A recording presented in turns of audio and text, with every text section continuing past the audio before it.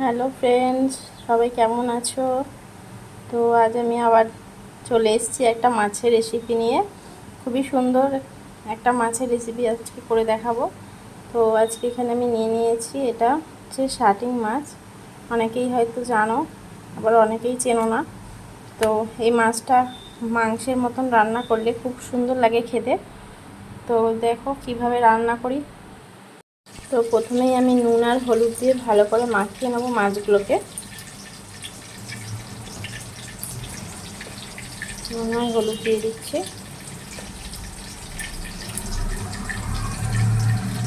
আর একটু লঙ্কার গুঁড়ো দিয়ে দিচ্ছি। একটু ভালো করে মাছগুলোকে আমি মাখিয়ে নেবো এভাবে। নুন হলুদটা ভালো করে মাখালেই কিন্তু ভালোভাবে ভাজার সময় নুনটা ভালোভাবে মাছের মধ্যে ঢুকে যায়। তাই মাখানোর সময় এটাই একটু ভালো করে মাখিয়ে নিতে হয়। আর লঙ্কাটা দিলাম একটু ঝাল ঝাল হবে ভাজাটার সময়। এই মাছটা কিন্তু যখন মাংসের মতন রান্না হবে খুব সুন্দর লাগে খেতে। পুরো মাংসের মতোই কষা কষা করে করতে হয়, একদম মাখা মাখা।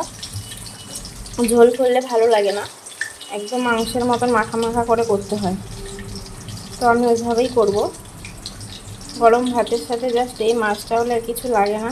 মাছটার কিন্তু কোনো কাটা নেই, একটাই মাঝখানে কাটা আছে, আর কোনো কাটা নেই। হয়তো অনেকেই খেয়েছো, জানো। আবার যারা জানো না তাদেরকেই বলছি যে এই মাছটার কিন্তু খুব একটা কাটা নেই, মাঝখানে জাস্ট একটাই কাটা আছে। এই একটাই জাস্ট বড় কাটা আছে, আর কোনো মাছটার কাটা নেই। বাচ্চাদের জন্য খুবই ভালো মাছটা। তো মাছটা আমি ভাজা বসিয়ে দিচ্ছি।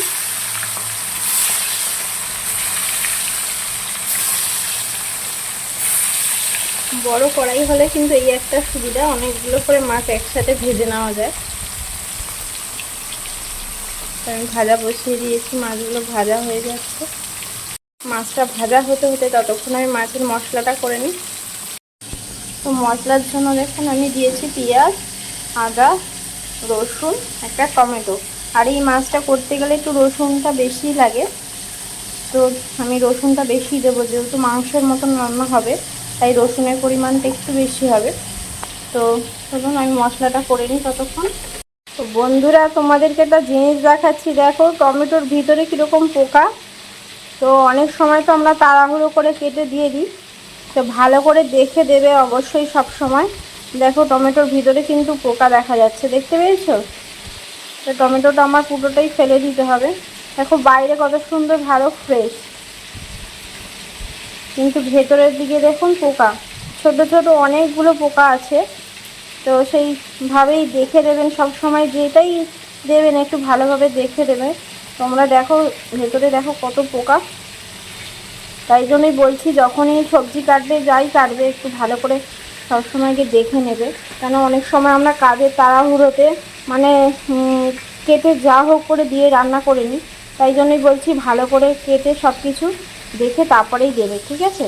এটাই দেখানোর জন্য তোমাদেরকে বললাম। মশলাটা আমি বেটে নিয়েছি, পেস্ট করে নিয়েছি।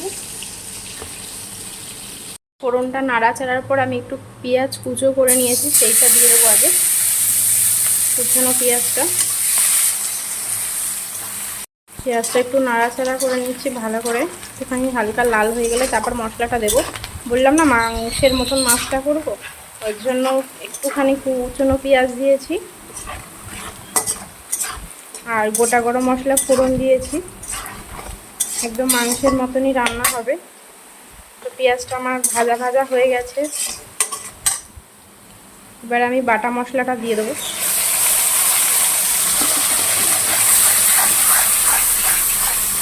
ভালো করে একটুখানি নেড়ে চেড়ে নেবো 2-3 মিনিট। রসুন আর আদার যে কাঁচা গন্ধটা বেরিয়ে গেলে তারপরেই বাকি মশলাগুলো দেবো। কাঁচা লঙ্কাটা গোটা আছে, গোটাই আমি দিয়ে দেবো, চিড়ে দেবো না। ততক্ষণ আমি বাদ বাকি মশলাটা রেডি করে নিচ্ছি। দিয়ে দিচ্ছি নুন,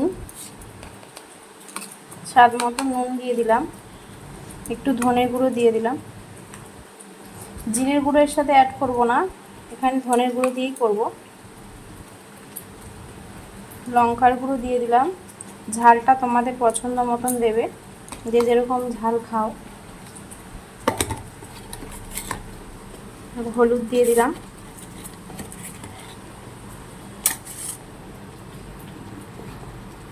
একটুখানি জল দিয়ে গুলে নেবো আমি।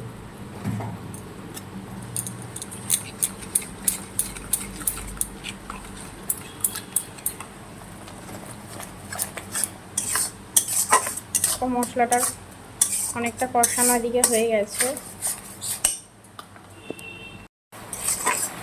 মশলাটা আমার এখানে দেখে কষা কষা হয়ে গেছে। এবার গুলে রাখা মশলাটা দিয়ে দেবো আমি।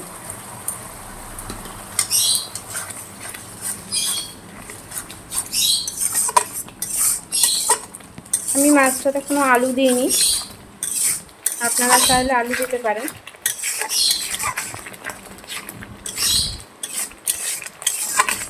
দেখো রঙটা কত সুন্দর এসছে।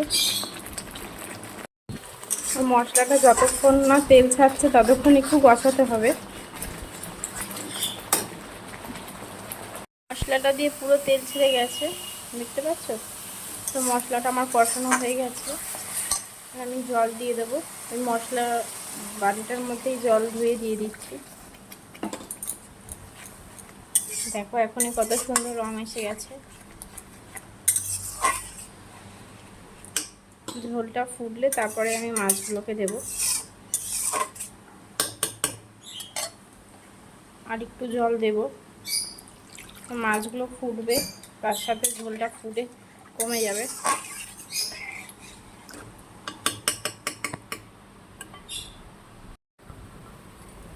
ঝোলটা ফুটছে। তো আমার চ্যানেলের ভিডিও কার কার ভালো লাগে অবশ্যই কমেন্ট করে জানাবে। আর হচ্ছে যারা নতুন আমার চ্যানেলে, তারা অবশ্যই আমার চ্যানেলটা সাবস্ক্রাইব করে আমার পাশে থাকবে, তাহলে আমারও ভালো লাগবে। আর ভিডিওটা ভালো লাগলে সবাই একটা করে কমেন্ট করে যাবেন যে কেমন লাগলো আজকের রেসিপিটা। তো মাছের ঝোলটা আমার ফুটে গেছে, মাছগুলো আমি এবার দিয়ে দেবো।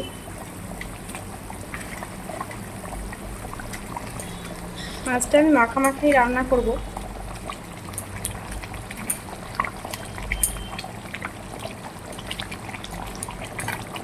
বাচ্চাদের জন্য খুবই ভালো, মাছটায় কোনো কাটা নেই, একটাই কাটা, যেহেতু বাচ্চাদের খেতেও ভালো লাগবে। অনেক বাচ্চা মাছে কাটা থাকলে খেতে চায় না, যার জন্য তাদের জন্য এই মাছটা খুবই ভালো। মাছে একটাই কাটা আছে। তো আমি একটু ঢেকে দেবো, তাহলে মাছে নুন হলুদটা ভালোভাবে ঢুকে যাবে। আর গ্যাসটা আস্তে করে দেবো। দেখো রঙটা কত সুন্দর এসছে। দেখো আমার মাছটা হয়ে গেছে।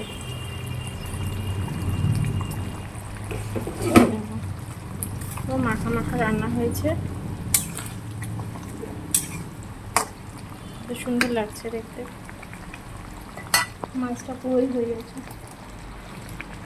মাছটা ছড়িয়ে দেবো, ব্যাস কমপ্লিট। মাছটা আমার কমপ্লিট হয়ে গেছে। দেখ কত সুন্দর লাগছে দেখতে। আজকের এই রেসিপিটা কেমন লাগলো সবাই অবশ্যই কমেন্ট করে আমাকে জানাবেন।